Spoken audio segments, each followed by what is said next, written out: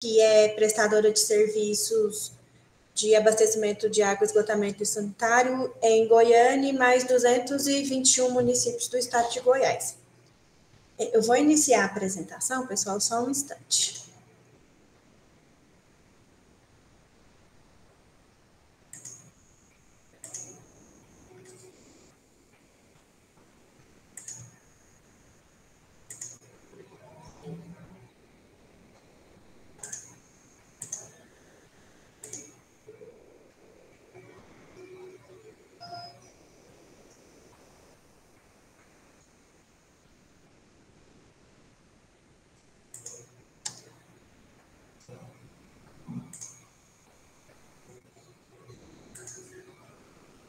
Vocês veem a apresentação em tela cheia? Sim. Sim. Okay. Sim, perfeitamente. Ok. Então, pessoal, eu vou apresentar para vocês aqui só uma observação. Quando eu coloco no modo apresentação, eu não consigo visualizar o chat, tá? Então, se vocês puderem falar por áudio. Antes de nós entrarmos no contexto técnico da apresentação, eu vou apresentar para vocês uma contextualização de por que nós estamos fazendo um novo processo de comprovação da capacidade econômico-financeira, uma vez que esse conselho já aprovou um estudo desse no ano de 2022. Então, vamos lá. Lá no ano de 2020, a Lei Federal 11.445, que é o Marco Regulatório Nacional de Saneamento Básico, ela foi alterada pela Lei 14.026. E qual que foi a inovação que essa lei trouxe nesse sentido? O artigo 10b, ele diz que os contratos de prestação dos serviços públicos de saneamento básico, especificamente os contratos de prestação de abastecimento de água e esgotamento sanitário, eles estarão condicionados à comprovação da capacidade econômico-financeira por recursos próprios ou por contratação de dívida, com vistas a viabilizar a universalização do saneamento básico até o ano de 2033. Ou seja, o que a Saneago está fazendo agora? E fez lá em 2022. Ela está comprovando que ela tem capacidade financeira de fazer os investimentos necessários para atingir a universalização desses dois serviços lá no ano de 2033. Em 2021, o governo federal ele editou o decreto 10.710, que ele estabeleceu uma metodologia para que a Saneago pudesse fazer essa comprovação. E lá no ano de 2022, após a realização dos estudos técnicos necessários pela Diretoria de Regulação, este conselho aprovou a capacidade econômico-financeira da Saneago. O que aconteceu de lá para cá? Em 2023, o governo federal editou um novo decreto, que é o 11.598. O que esse decreto fez? Ele revogou na integralidade o decreto 10.710 e ele trouxe nova metodologia para comprovação dessa capacidade econômico-financeira. Lá no ano de 2023, também em maio, através da lei estadual, o Estado regulamentou a regionalização do saneamento básico do Estado de Goiás. O que essa regionalização disse? Que o Estado está dividido em 3 micro-regiões de saneamento básico, que o município de Goiânia está na micro-região centro, e o que isso provocou? A Saneago era prestadora dos serviços de saneamento básico com contratos regulares em 121 municípios do estado e ela passou a ser prestadora de serviços com contratos regulares em 223 municípios do estado. Então, juntando esses dois fatores, né, que foi a revogação do decreto 10.710 e estabelecimento de nova metodologia e o aumento, né, de números de municípios onde a Saneago presta serviço, isso culminou em um novo pedido de declaração de comprovação da capacidade econômico-financeira. Esse pedido ele foi feito lá em 28 de dezembro do ano passado, e desde essa data, a equipe técnica aqui da Diretoria de Regulação, composta pelo Severiano, que vai também fazer uma parte da apresentação de vocês, pela Fernanda, que é a gerente de concessão, por mim, e também pelos técnicos dos outros entes reguladores do Estado, que são a Agência Estadual, a Agência Municipal de Rio Verde e a Agência Municipal do município de Anápolis, a gente vem trabalhando aí para poder analisar e avaliar todos os documentos que a Saneago nos apresentou, para ver se ela realmente, né, para que a gente possa comprovar que ela realmente tem essa capacidade de prestar de universalizar a prestação do serviço até 2033 ou não. Então, qual que é a base legal desse trabalho que a gente vai apresentar para vocês aqui hoje? É justamente o decreto 11.598. O que esse decreto diz lá no artigo 1º? Esse decreto regulamenta o artigo 10b da Lei 11.445 para estabelecer a metodologia para comprovação da capacidade econômico-financeira dos prestadores de serviços públicos de abastecimento de água potável ou de esgotamento sanitário. No caso aqui, a Saneago é prestadora dos 2 serviços na maioria dos municípios do estado.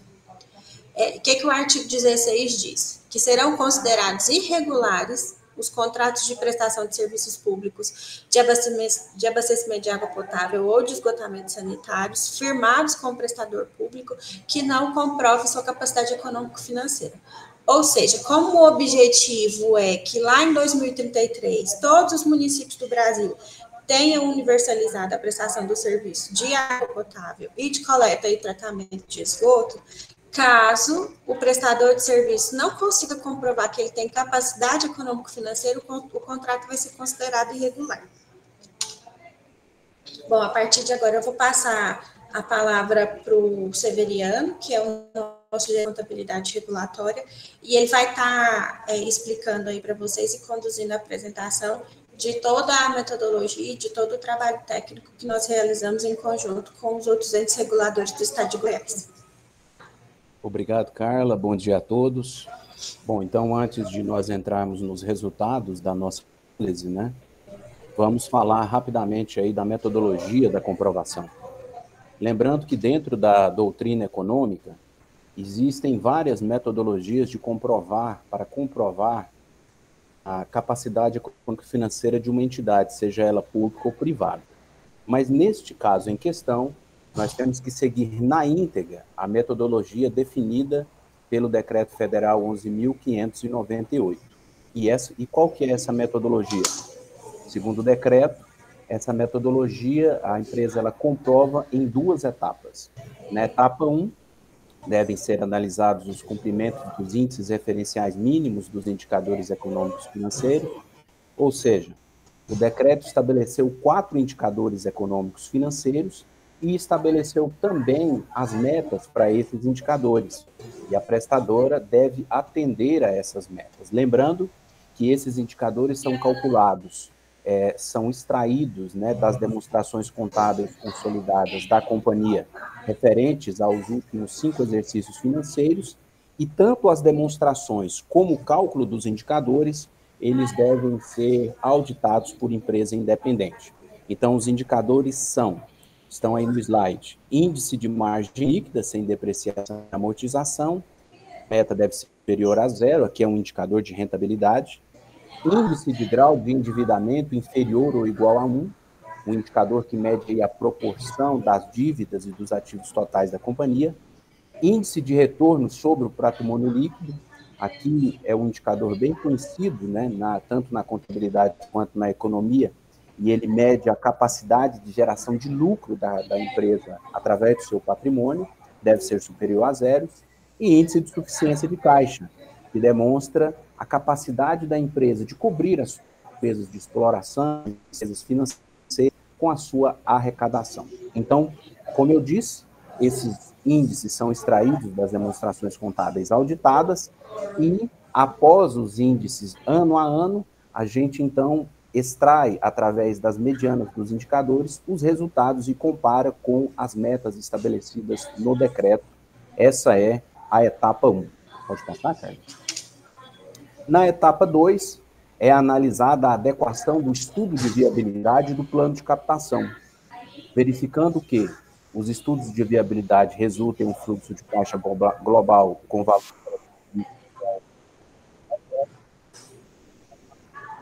Severiano, sua voz sumiu. Vocês estão me ouvindo? Agora sim. Ah, tá. Parece que o meu fone aqui não está muito bem. Vocês podem me interromper quando necessário, tá? Ok. Então, A empresa ela deve, né, elaborar um estudo de viabilidade, que é um fluxo de caixa, né, contendo ali os investimentos, os custos, as despesas, e, obviamente, para fazer esses investimentos necessários à universalização, ela vai precisar de um plano de captação, e esse plano de captação ele deve conversar com o estudo de viabilidade, ou seja, deve ter adequação entre os dois trabalhos. Então, na etapa 2, é analisado este trabalho, né? Mais um ponto aí interessante, o estudo de viabilidade deve apresentar as estimativas de investimentos necessários ao atingimento das metas de universalização para cada contrato e o investimento global, demonstrar o fluxo de caixa global e o fluxo de caixa para cada contrato já adaptado às metas de universalização. Ser compatível com os demais documentos. Pode passar, Carlos? Então, essa é a etapa 2.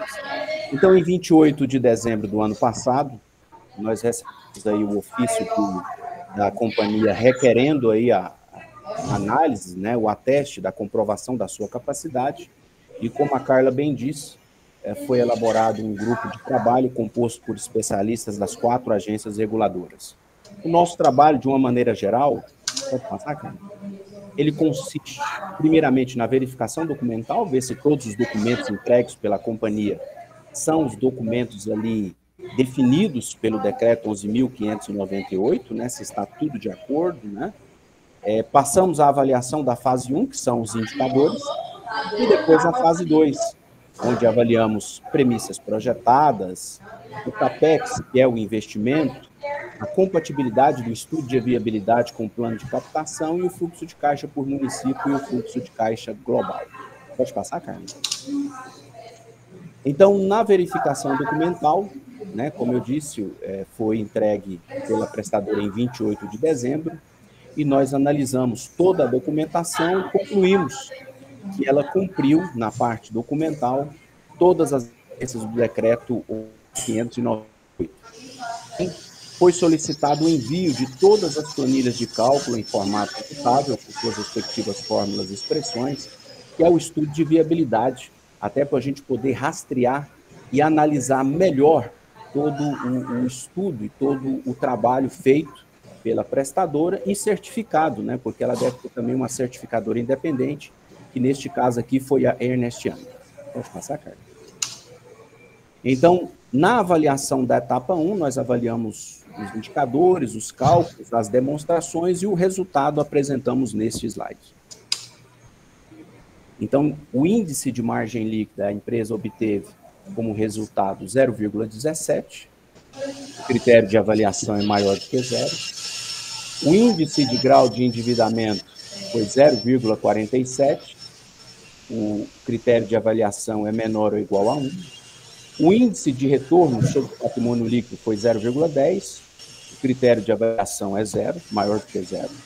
E o índice de suficiência de caixa foi 1,06, o critério de avaliação é maior do que 1. Então, como os senhores podem ver, em vários índices, né, ela até superou a meta estabelecida pelo decreto. Então, como resultado das análises, não foram constatadas inconsistências que pudessem desqualificar as demonstrações contábeis encaminhadas e os cálculos realizados. Dessa maneira, pode-se concluir que os resultados dos índices obtidos comprovam que os valores apurados cumprem os requisitos mínimos previstos nos incisos 1 a 4 do artigo 5º do decreto 11.598. Depois a gente corrige essa parte do slide, alcançando aí a aprovação na primeira etapa.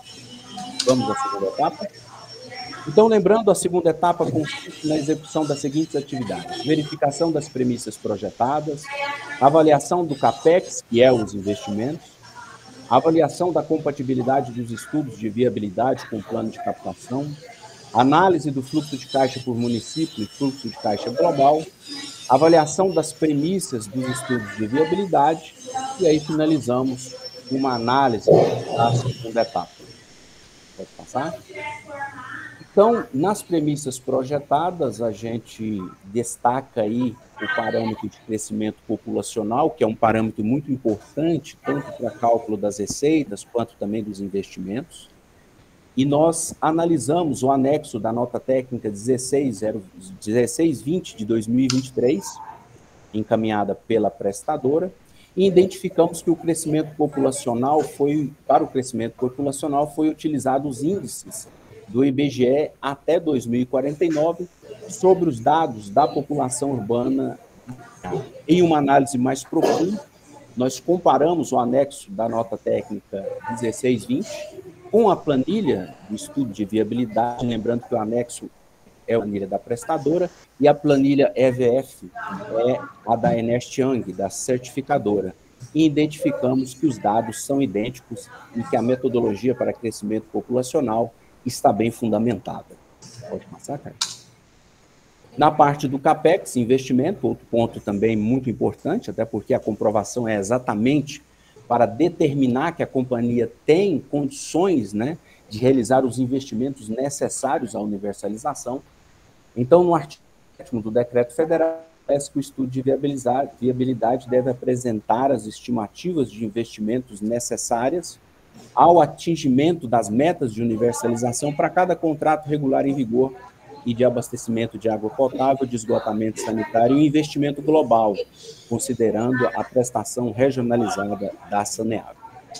Então, neste ponto,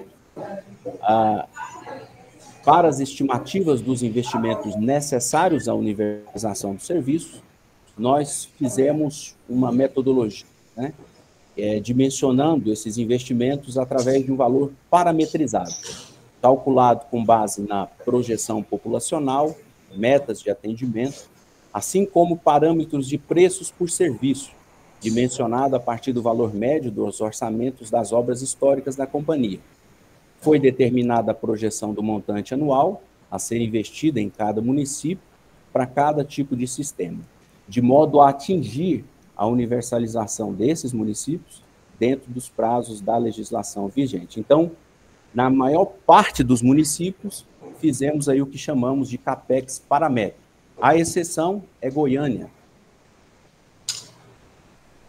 que no caso do contrato de Goiânia, a gente tem um contrato muito consolidado, com todos os investimentos já elencados no plano de gestão do prestador. Então, para o contrato de Goiânia, não foi utilizada a metodologia do cálculo do CAPEX paramétrico. Todavia, considerou-se os valores a serem investidos nos moldes do plano de gestão do prestador, parte integrante do referido contrato. É importante destacar que em 27 de dezembro de 2022 houve a assinatura do termo aditivo ao contrato de programa.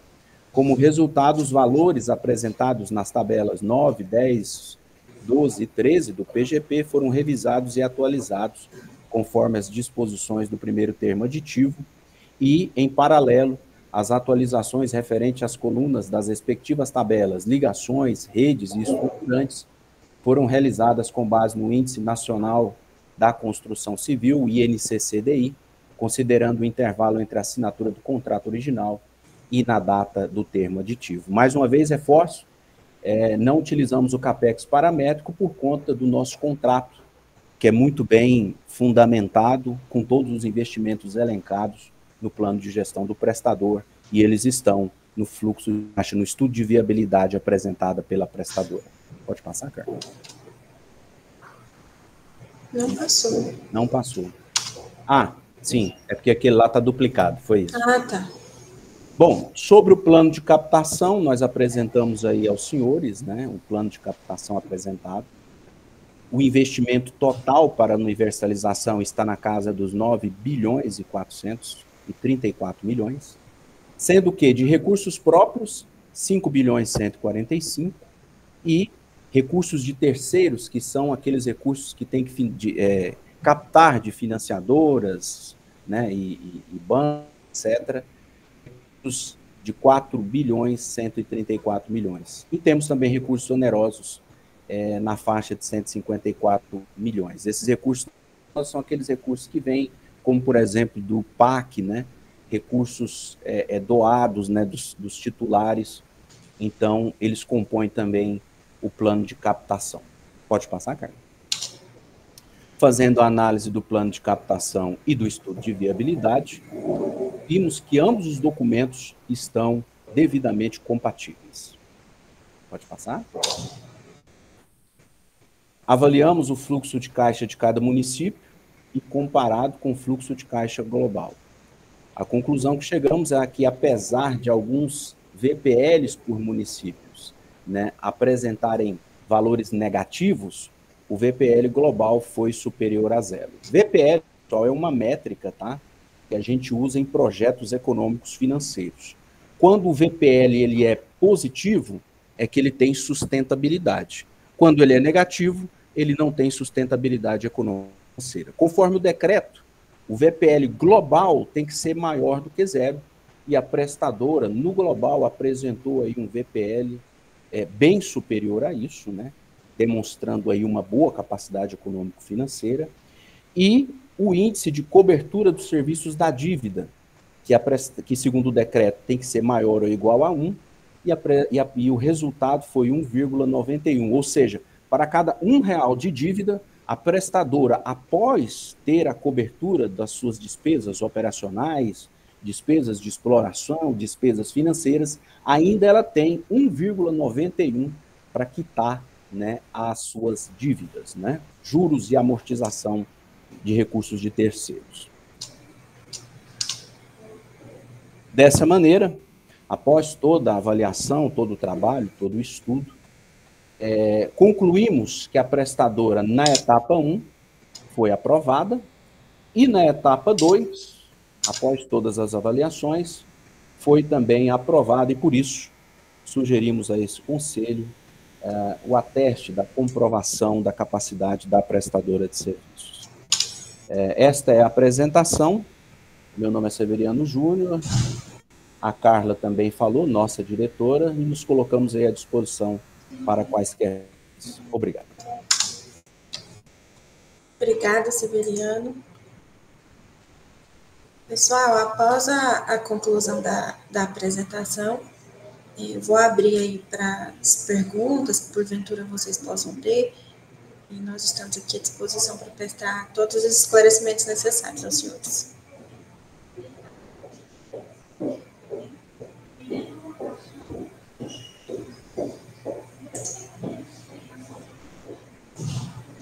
Bom, não tendo perguntas, eu vou apresentar aos senhores aqui agora o parecer. Só um instante, eu vou projetar a apresentação. O parecer da Câmara Setorial dos Serviços de Água e Esgoto. Nós nos reunimos na semana passada,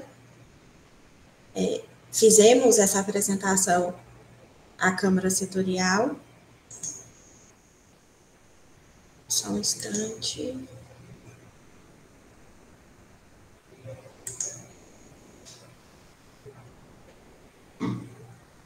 Não está aparecendo o parecer, né? Não, está aparecendo a nota técnica. Porque o C travou aqui. Só um minuto que eu vou projetar de outra fonte aqui, só um instante.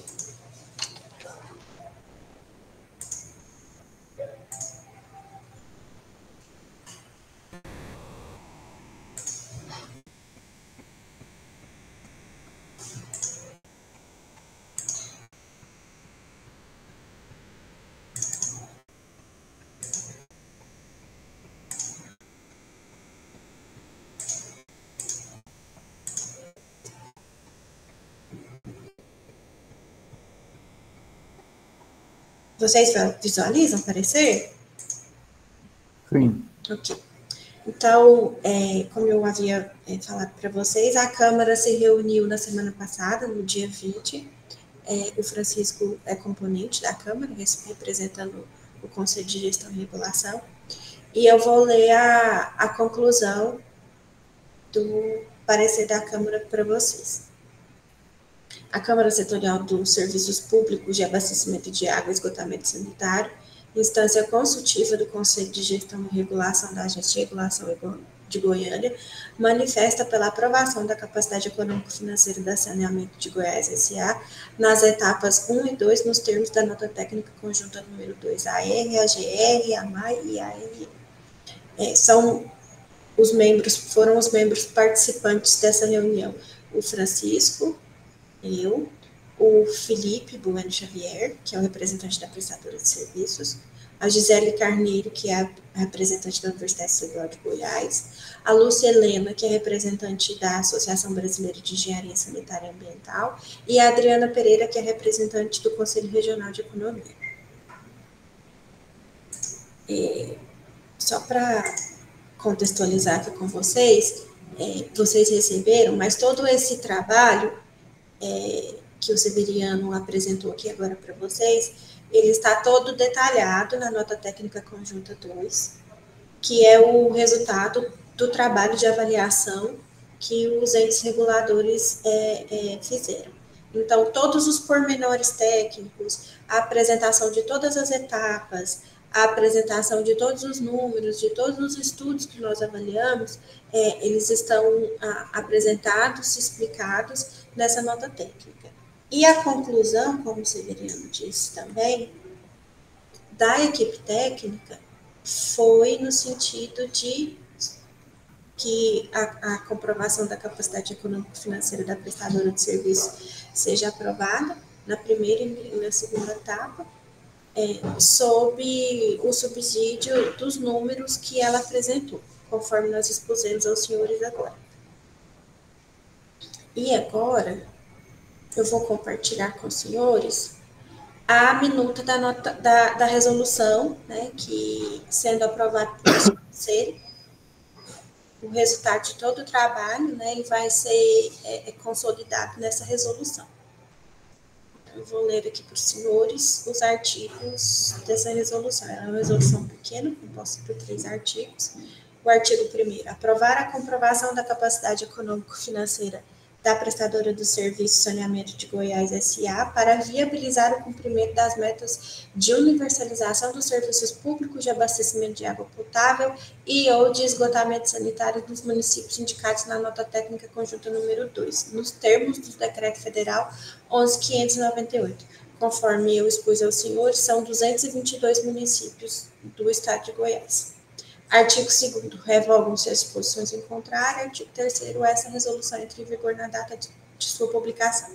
Essa resolução será uma resolução conjunta a ser editada pela Agência Goiana de Regulação, que é a agência estadual, e o presidente é o senhor Wagner Oliveira Gomes, pela nossa agência de regulação aqui, o presidente é o Hudson, pela agência de regulação do município de Rio Verde, que é a AMAI, que é o presidente é o Bruno Botelho, e pela agência de regulação do município de Anápolis, que o presidente é o Robson Torres. Eu passo novamente a palavra aos senhores conselheiros, caso os senhores tenham alguma consideração, algum questionamento.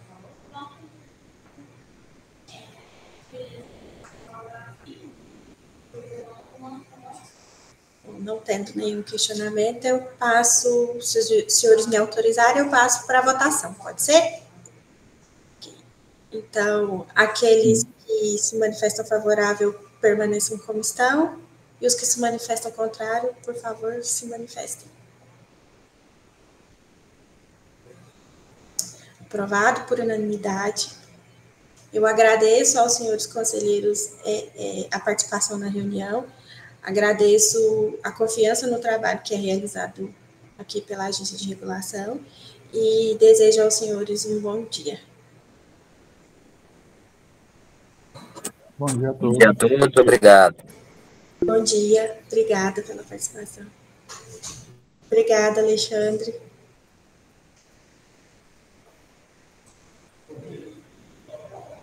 Bom dia a todos.